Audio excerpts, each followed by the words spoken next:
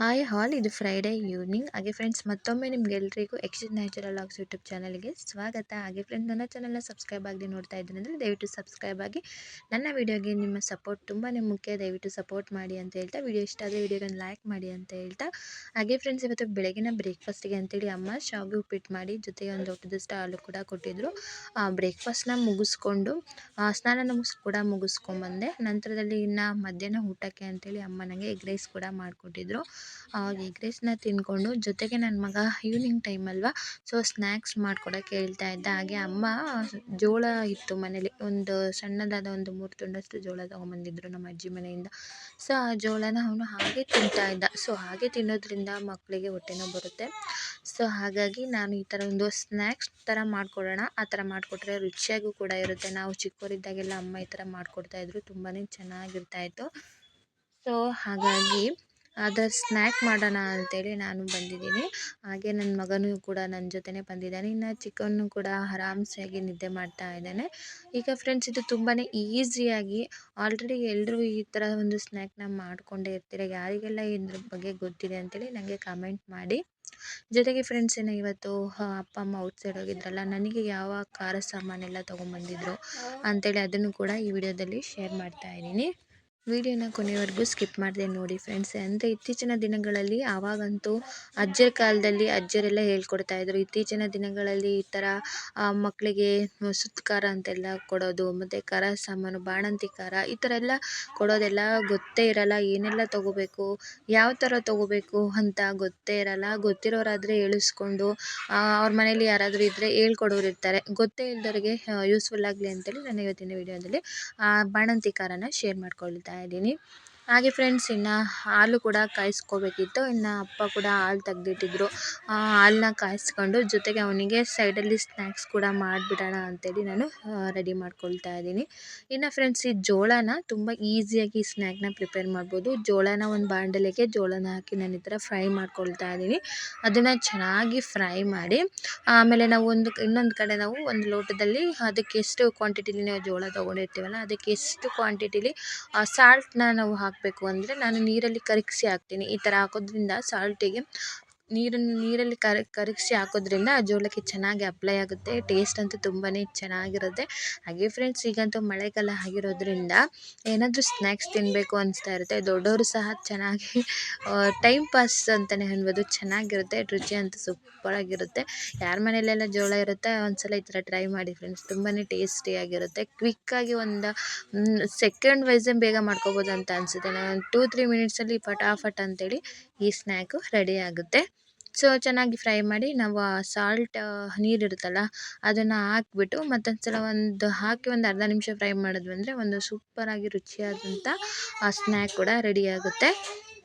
ಇನ್ನು ನಾನು ಅಲ್ಲಿ ಎಷ್ಟು ಕ್ವಾಂಟಿಟಿ ತೊಗೊಂಡಿದ್ದೀನೋ ಅಷ್ಟು ಕ್ವಾಂಟಿಟಿ ತೊಗೊಂಡು ನಾನು ಇದು ಸಾಲ್ಟ್ನ ಪ್ರಿಪೇರ್ ಮಾಡ್ಕೊಳ್ತಾ ಇದ್ದೆ. ಇನ್ನು ನನ್ನ ಮಗ ಅಂತೂ ಯಾವಾಗಲೂ ಬಂದು ಕೇಳ್ತಾನೆ ಇದ್ದ, ಅಮ್ಮ ಆಯಿತಾ ಅಮ್ಮ ಆಯಿತಾ ಅಂತೇಳಿ. ಯಾಕೆಂದರೆ ಅವನಿಗೆ ಹಸಿದು ತಿನ್ನಕ್ಕೆ ಹೊರಟಿದ್ನಲ್ವ, ನನಗೂ ಭಯ ಆಯಿತು ಹೊಟ್ಟೆ ನೋವು ಬಂದುಬಿಟ್ರೆ ಅಂತೇಳಿ. ಹಸಿ ಜೋಳ ತಿಂದರೆ ಕಾಮನಾಗಿ ಎಲ್ಲರೂ ಹೊಟ್ಟೆ ನೋವು ಬಂದೇ ಬರುತ್ತೆ. ಅವನಿಗೇನೋ ಒಂಥರ, ನಾನು ಮಾಡ್ಕೊಡ್ತೀನಿ ಬಾ ಮಗನೇ ನಿನಗೆ ಬೇರೆ ಥರ ಅಂತ ಅಂದಲ್ಲ, ಅವನಿಗೊಂಥರ ಹೇಗಿರ್ಬೋದು ಅಂತೇಳಿ. ಯಾಕೆಂದರೆ ನಾನು ಪಾಪ್ಕಾರ್ನು ಅಂಥವೆಲ್ಲ ಮಾಡಿಕೊಡ್ತಿರ್ತೀನಲ್ಲ, ಸೊ ಅದೇ ಥರ ಇರ್ಬೋದೇನೋ ಇದು ಅಂತೇಳಿ ಅವನು ಅಮ್ಮ ಆಯಿತಾ ಮಾಡಾಯ್ತಾ ಅಂತ ಕೇಳ್ತಾನೆ ಇದ್ದ. ಸೊ ನಾನಂತೂ ಒಂದು ಕಡೆ ಹಾಲು ಕೂಡ ಕುದಿಲಿಕ್ಕೆ ಇಟ್ಟಿದ್ದೀನಿ ಶುಗರ್ ಹಾಕಿ. ಸೊ ಇನ್ನೊಂದು ಕಡೆ ನಾನು ಅವನಿಗೆ ಸ್ನ್ಯಾಕ್ ಕೂಡ ಪ್ರಿಪೇರ್ ಮಾಡ್ತಾ ಇದ್ದೀನಿ. ಹಾಗೆ ಫ್ರೆಂಡ್ಸ್, ಈಗ ಬಾಣಂತಿ ಖಾರ ಅಂತ ಏನೆಲ್ಲ ಹಾಕ್ತಾರೆ ನೋಡಿ, ಈಗ ಜಾಜಿಕಾಯಿ ಮತ್ತು ಏನೋ ಆಲ್ಮೋಸ್ಟು ಅಂತ ಏನೇನೋ ಜಾಜಿಕಾಯಿ ಅಂತೆ, ನನಗೂ ಆಲ್ಮೋಸ್ಟ್ ಗೊತ್ತಿಲ್ಲ ಫ್ರೆಂಡ್ಸ್ ಇದ್ರ ಬಗ್ಗೆ ಇನ್ಫಾರ್ಮೇಷನು. ಸೊ ನಮ್ಮಂಥವ್ರಿಗೆ ಯೂಸ್ಫುಲ್ ಆಗಲಿ ಅಂತ ಅಂದರೆ, ಇವಾಗ ಬಾಣಂತಿ ಖಾರ ಕೊಡಿ ಅಂದರೆ ಅಂಗಡಿಗಳಲ್ಲಿ ಖಂಡಿತ ಅವರು ಫುಲ್ ಒಂದು ಸೆಟ್ಟೇ ನಮಗೆ ಕೊಡ್ತಾರೆ. ಅದು ಅರೌಂಡ್ ಒಂದು 250 ರುಪೀಸ್ ಆಗಿರುತ್ತೆ. ಬಾಣಂತಿ ಖಾರ ನಿಮಗೆ ಗೊತ್ತಿಲ್ಲ, ಬಾಣಂತಿ ಖಾರ ಹಾಗೆ ನಮ್ಗೆ ಯಾರೂ ಹೇಳ್ಕೊಡೋರು ಇಲ್ಲ ಅಂತಂದರೆ ಖಂಡಿತ ನೀವು ಅಂಗಡಿಗಳಿಗೆ ಹೋಗ್ಬಿಟ್ಟು ನೀವು ಹೋಗಿ ಬಾಣಂತಿ ಖಾರ ಕೊಡಿ ಅಂತಂದರೆ ಖಂಡಿತ ಅವರು ಒಂದು ಫುಲ್ ಸೆಟ್ಟೇ ನಿಮಗೆ ಕೊಡ್ತಾರೆ. ಇವಾಗೆಲ್ಲ ಗೊತ್ತಿಲ್ಲದವ್ರಿಗೆ ಯೂಸ್ಫುಲ್ ಆಗಲಿ ಅಂತೇಳಿ ಅವರು ಈ ಥರ ಒಂದು ಸೆಟ್ಟನ್ನೇ ಪ್ರಿಪೇರ್ ಮಾಡಿದ್ದಾರೆ. ಇನ್ನು ಅಪ್ಪ ಅಮ್ಮ ತಂದಿರೋ ಒಂದು ಬಾಣಂತಿ ಖಾರ ಸೆಟ್ಟಲ್ಲಂತೂ ಹೋಗ್ತಾ ಈ ವಿಡಿಯೋದಲ್ಲಿ ಶೇರ್ ಮಾಡ್ತೀನಿ ನಿಮಗೆ. ಅದರಲ್ಲಿ ಪ್ರತಿಯೊಂದು ಕೂಡ ಇತ್ತು ಅದರಲ್ಲಿ. ಇನ್ನು ಅದರಲ್ಲಿ ಜಾಜಿಕಾಯಿ ಮತ್ತು ಏನದು ಜೊತೆಗೆ ಫ್ರೆಂಡ್ಸ್ ಅದ್ರ ನೇಮ್ ನನಗೆ ಗೊತ್ತಾಗ್ತಾಯಿಲ್ಲ ವಿಡಿಯೋದಲ್ಲಿ. ಯಾಕೆಂದರೆ ಅಮ್ಮಂಗೆ ಅಷ್ಟೇ ಗೊತ್ತು. ಅಮ್ಮ ಈ ಒಂದು ಆ, ಬಾಣಂತಿ ಖಾರ ಅನ್ನೋದೆಲ್ಲ ಮಕ್ಳಿಗೂ ಸಹ ಹಾಕ್ತಾರೆ, ಖಾರ ಸುತ್ತ ಖಾರ ಅಂತೇಳಿ. ಹಾಗೆ ಮತ್ತು ಈ ಜಾಕಾಯಿನ ಮಕ್ಕಳಿಗೆ ಕೊಡೋದ್ರಿಂದ ತುಂಬಾ ಬೆನಿಫಿಟ್ಸ್ ಇದೆ. ಹಾಗೆ ಫ್ರೆಂಡ್ಸ್ ಇದ್ರ ಬಗ್ಗೆ ಅಮ್ಮನ ಹತ್ರ ಕೇಳಿದರೆ ಅಮ್ಮ ಹೇಳ್ತಾರೆ, ಈ ಜಾಕಾಯಿನ ತುಪ್ಪದಲ್ಲಿ ತೆಗೆದಾಕೋದ್ರಿಂದ ಮಕ್ಕಳಿಗೆ ಡೈಜೆಷನ್ ಆಗಿರ್ಬೋದು, ಅಥವಾ ಗ್ಯಾಸ್ಟ್ರಿಕ್ ಸಮಸ್ಯೆ ಆಗಿರ್ಬೋದು, ಅಥವಾ ಮಕ್ಕಳು ಚೆನ್ನಾಗಿ ನಿದ್ದೆ ಮಾಡೋದಾಗಿರ್ಬೋದು, ಹಾಗೆ ಅವರು ಬೆಳವಣಿಗೆ ಕೂಡ ತುಂಬ ಚೆನ್ನಾಗಿರುತ್ತೆ ಅಂತೆ. ಸೊ ಈ ಜಾಕಾಯಿನ ತುಪ್ಪದಲ್ಲಿ ತೆಗೆದಾಕ್ತಿದ್ರು. ಮತ್ತು ಅಥವಾ ಜಾಕಾಯಿ ಜೊತೆಗೆ ಒಂದಿಷ್ಟು ಬಾಣಂತಿ ಖಾರ ಅಂತ ಒಂದು ಫುಲ್ ಸೆಟ್ಟೇ ಸಿಗುತ್ತೆ ಫ್ರೆಂಡ್ಸ್. ಅದು ಗೊತ್ತಿಲ್ದವ್ರಿಗೆ ತುಂಬಾ ಯೂಸ್ಫುಲ್ ಅದು. ಅಂಗಡಿಗೆ ಹೋಗಿ ಕೇಳಿದ್ರೆ ಬಾಣಂತಿ ಖಾರ ಕೊಡಿ ಅಂದರೆ ಪಕ್ಕ ಒಂದು ಫುಲ್ ಸೆಟ್ಟನ್ನೇ ಅವರು ಕೊಡ್ತಾರೆ. ಅದರೊಳಗಡೆ ಮಗುವಿನ ಕೈಗೆ ಹಾಕುವಂಥ ಮಣಿ ಕೂಡ ಇಟ್ಟಿರ್ತಾರೆ. ನನಗಂತೂ ಅದು ತುಂಬಾ ಇಷ್ಟ ಆಯಿತು ಫ್ರೆಂಡ್ಸ್. ಯಾಕೆಂದರೆ ನಮ್ಮಂಥವ್ರಿಗೆ ಗೊತ್ತಾಗಲ್ಲ. ಇವಾಗ ನೋಡಿ ನನಗಾದ್ರೂ ಅಷ್ಟೇ ಅದ್ರ ನೇಮ್ಗಳು ಯಾವ್ಯಾವ ಅಂತ ಹೇಳಲಿಕ್ಕೂ ಬರ್ತಾಯಿಲ್ಲ ನನಗೆ. ಸೊ ಹಾಗಾಗಿ ನಮ್ಮಂಥವ್ರಿಗೆಲ್ಲ ತುಂಬಾ ಯೂಸ್ಫುಲ್ ಆಗುತ್ತೆ. ಅವಾಗೆಲ್ಲ ಕೇಳಬೇಕಿತ್ತು ಅಂಗಡಿಗಳಿಗೆ ಹೋಗಿ ಅದು ಕೊಡಿ ಇದು ಕೊಡಿ ಅದು ಕೊಡಿ ಅಂತೇಳಿ. ಸೊ ಇವಾಗಂತೂ ಬಾಣಂತಿ ಖಾರ ಕೊಡಿ ಅಂತಂದರೆ ಸಾಕು, ಅವರು ಒಂದು ಫುಲ್ ಪ್ಯಾಕೇ ಕೊಡ್ತಾರೆ. ಜೊತೆಗೆ ಆ ಬಾಣಂತಿ ಖಾರದಲ್ಲಿ ಒಂದು ಈ ಗೇರು ಬೀಜ ಅಂತಾರಲ್ಲ ಫ್ರೆಂಡ್ಸ್, ಈ ಗೇರು ಬೀಜ ಹಾಕಿದ್ರೆ ಒಳ್ಳೆಯದು ಮಕ್ಕಳಿಗೆ, ತುಂಬಾ ಒಳ್ಳೆಯದು. ಯಾವುದೇ ರೀತಿಯ ರೋಗಗಳು ಬರಲ್ಲ. ಜೊತೆಗೆ ಗೇರು ಬೀಜ ಮರದ ಕೆಳಗಡೆ ಹೋದರೆ ಹಣ್ಣು ತಿನ್ನಲಿಕ್ಕೆ ಕಡ್ತ ಅನ್ನೋದು ಆಗಲ್ಲ. ಈ ಥರ ಹಳೆ ಕಾಲದ ಅಜ್ಜಿಯವರೆಲ್ಲ ಈ ಥರ ಪದ್ಧತಿ ಒಂದು ಇರ್ತಾಯಿತ್ತು ಅವರಲ್ಲಿ. ಸೊ ಅದನ್ನು ಕೂಡ ಬಾಣಂತಿ ಖಾರದಲ್ಲಿ ಗೇರು ಬೀಜ ಅನ್ನೋದು ಕೊಡ್ತಿದ್ರು.